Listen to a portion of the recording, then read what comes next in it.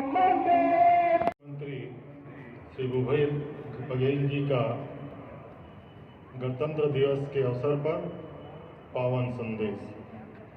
भारत के 73वां गणतंत्र दिवस हवे। हम भारत, हमारा छत्तीसगढ़ भारत की राष्ट्रीय चेतना से जुड़ा था। पंखों से कुछ नहीं होता दोस्तों, हौसलों से उड़ान होती है, हौसलों से उड़ान होती है।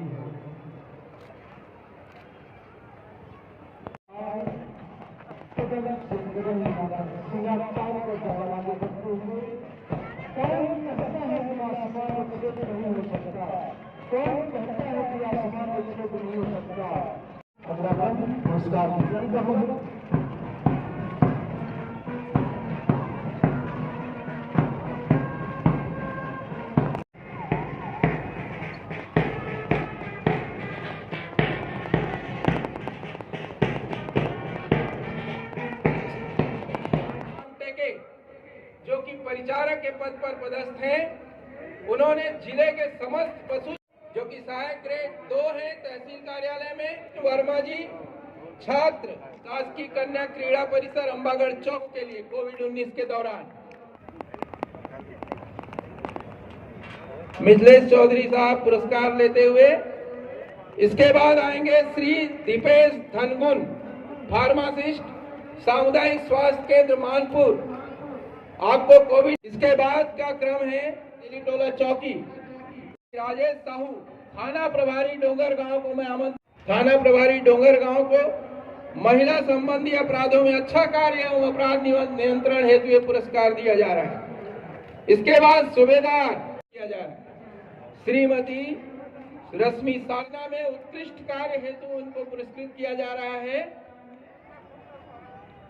विवेचना एवं दिगर राज्यों से आरोपियों की गिरफ्तारी हेतु दूसरी लहर की विषम परिस्थिति में भी विभागीय कार्यों का निष्ठा का कार्य, उत्कृष्ट कार्य करने हैं, विशेष कार्य करने हेतु कार्यपालन अधिकारी जिला पंचायत राजनांदगांव को मनरेगा के अंतर्गत उत्कृष्ट कार्य हेतु पुरस्कृत किया जा रहा है।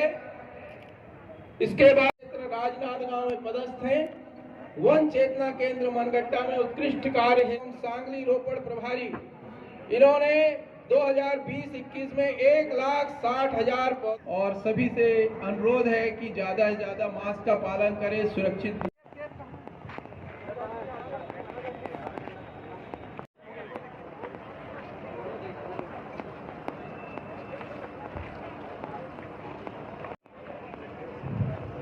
मुख्यमंत्री शहरी स्लम स्वस्थ योजना राजनांदगांव जिला के नगर पालिका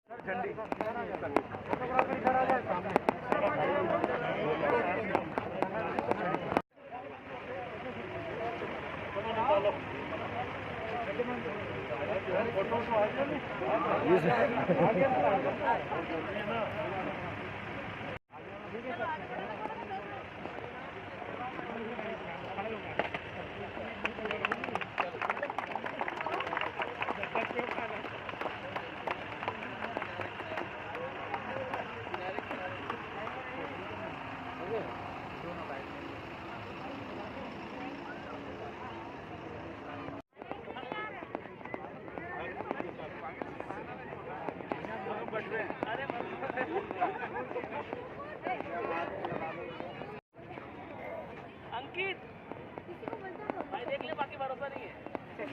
सौरभ का भरोसा है, सौरभ का भरोसा है। अंकित अंकित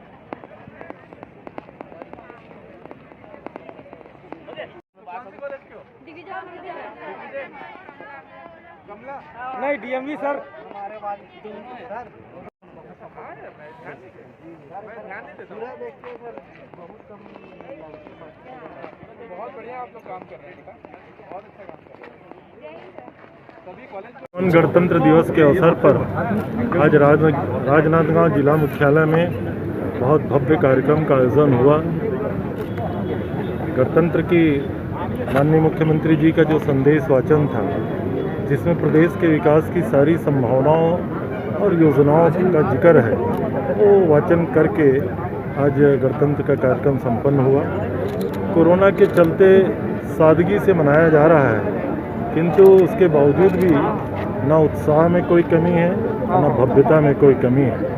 और जिस तरीके से छत्तीसगढ़ में माननीय मुख्यमंत्री जी का सोच है कि आने वाले समय में हम हिंदुस्तान का सबसे समृद्ध छत्तीसगढ़ बनाएंगे, उस दिशा में जितनी भी योजनाएं आज जनता के सामने उन्होंने जो संदेश के माध्यम से प्रस्तुत किया, जनता के सामने आज उसको पढ़ने का मुझे सौभाग्य मिला।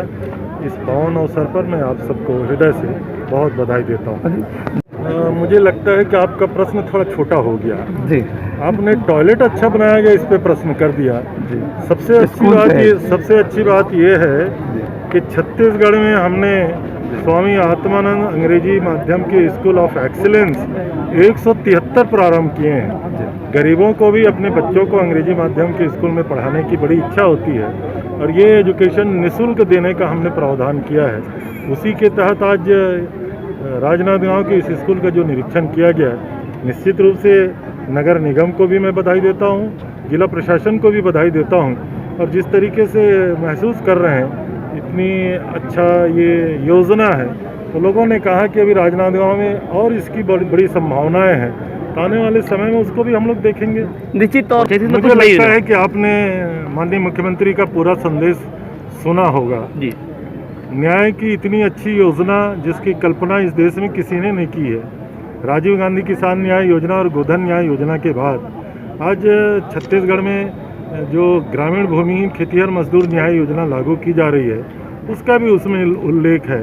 नौनी लोगों के लिए जो कर्मकार मंडल में पंजीकृत श्रमिक होंगे, उनकी बच्चियां होंगी तो उनको 20,000 रुपया एक मुश्त FD किया जाएगा। इतनी बड़ी योजना आपके सामने आज प्रस्तुत किया गया, तो मैं ऐसा समझता हूँ सरकार की सारी महत्वपूर्ण योजनाएं हैं।